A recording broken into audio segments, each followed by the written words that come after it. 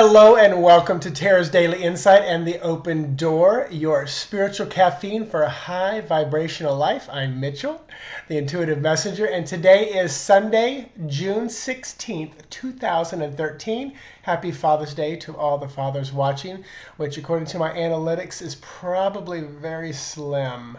It doesn't tell me how many of the 15% of you men are gay, but even gay men have children. So pass it along to a father that you know that I said Happy Father's Day. Today is the number 16, which is the Tower card. So there's a lot of moving and shaking with that day, but also add all the numbers up, and it is a 19 day, 16/2013. Add that up, and it's 19, which is the Sun card, which is birth.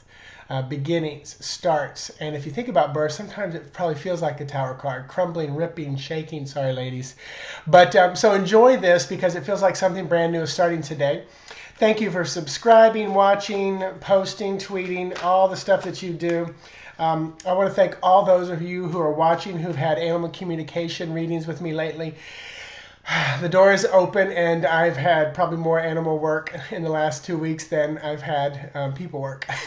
So very excited about that. So our cards, because it's 3-card Sunday, our cards for today are going to be, first one, the Tower card. Of course it is. And y'all saw me shuffle. If the Sun card comes up, I'll really be excited. Second one is Judgment. Ah, very nice. So we're kind of almost going in some nice order here. And then finally, 6 of Coins. This really, you're going to love how this rolls out. This is almost a classic read for me, in the sense of it's so easy for me to see it. And they're not always that easy, even though I've been doing this for many years. So let me bring in the Tower card. So this is the Tower card, number 16. As you can see, lightning has struck the tower. It's busting it down. Oftentimes when I read, this card can be about divorce, relationships ending, losing a home, death, just a lot of changes, work changes, and it'll always have a little bit of tinge of the unknown and fear attached to it. You know, as you grow, evolve, and vibrate higher, when the Tower or 16 rolls around, you'll be able to, I believe, you'll be able to feel that unknown beauty that's coming. Like, for me, it's almost like just wiping the slate clean, and you get a fresh start. So that's our Tower card.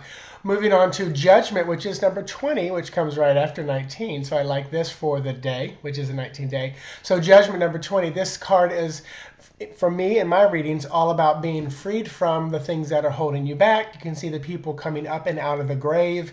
It's almost like, the rapture, revelation type of a freedom kind of a thing.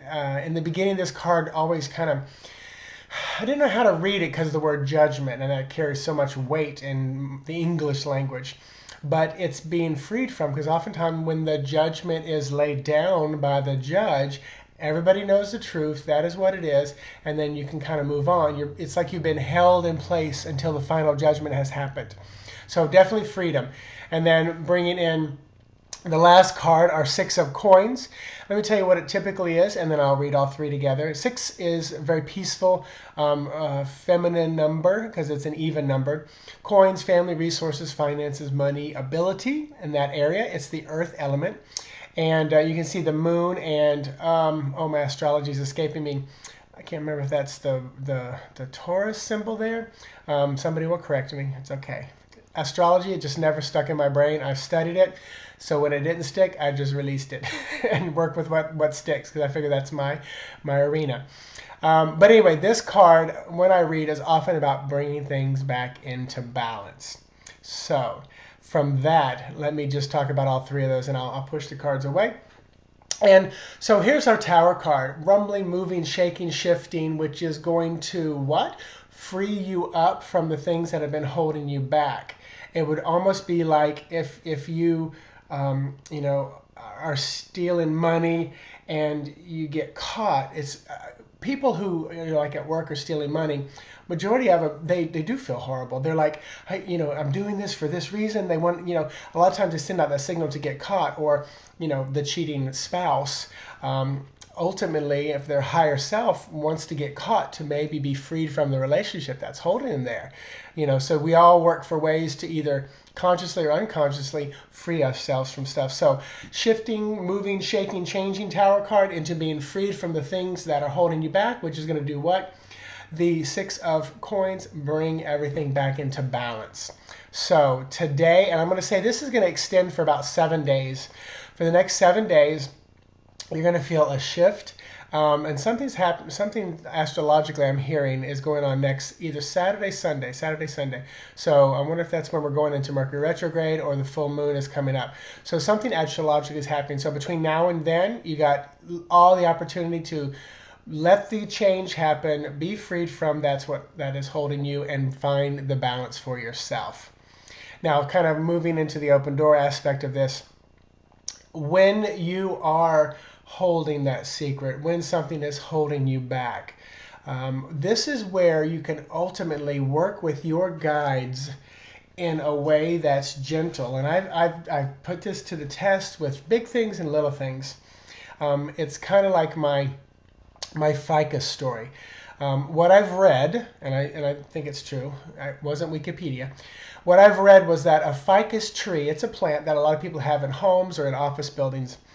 If you wanted to move it from one end of the house to the other, and you just picked it up and moved it, it would almost lose all its leaves and almost practically die because of the change was such a shock for it. And I remember reading that story and thinking, that's kind of how I am sometimes. There are a few things in my life that I can just rip the Band-Aid off and go for it, just do it. But many times it's like I want to ease things in.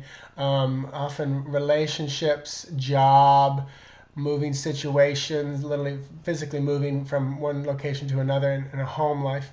Those things I tend to be like that ficus plant. It would be very traumatic for me. Less and less that happens because I've evolved, enlightened, vibrated higher, and I realize as we're moving into new eras and higher vibrational planes that we've got to get to the point where when someone says pack up and go, oh, it's time to move. Put it to the test, make sure it's right, and go. But here's the cool thing about the ficus plant, and this is where I'd say work with your guides and your teams. If you move that ficus like 4 to 6 inches each day, and just gently move it, once you finally get it on the other side of the house, and it may take a month to get there, but it will have adjusted each day, not lose any leaves. It's not the shock that it was going through. So and the reason I keep saying you can work with your guides, because say there's something you want to clear out of your life. Say you've built something up with lies and deception, and you'll continue to perpetuate. Things that are built in fear create more fear. Things that are built in love create more love. And you have to deconstruct the things that are built in fear in order to recreate them in love. And this is where you can work with your guides and your higher self and your angels and everybody and say, you know what? Come to them and just be honest with them, saying, I'm afraid to, quote, in this relationship. I know it's not healthy for me or for the other person. Show me gently how to move out of this. Show me ways to get out of this that would be, deconstructing the things in fear and build it back up in love, rather than ripping the Band-Aid off or like the Tower card, just crumbling it in an instant. You may need to take one block at a time and slowly move it. And this is what I've done with friendships that no longer feel good to me. I just, and I say I would call them every day. Then all of a sudden I would call them every other day. And then it got to the point where I would just call them once a week. And a lot of them would never call me, so I knew it was the right thing to do. And then if I just happened to bump into them once a month, it was fine. I didn't continue to reach back out to them. So I kind of weaned myself off of that.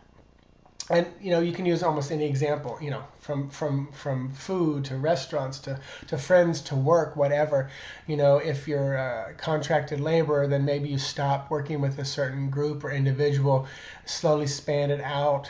Ask Spirit, give me enough work that I can start to say no to them, but also give me peace of mind and heart and soul that this is the right direction to go. So this is where, and this seems to be the theme lately, this is where you can really work with your guide team and group on the other side. And I'm hearing that more and more from Team Spirit to encourage you all to do that. Connect with them, have full-on conversations with them. build a relationship with them, just like you would with a person that's physical and alive. So I think I'm going to stop there. Happy Father's Day. I'll leave you with that, 10 minutes, and I'll say to you, namaste. Have a wonderful day.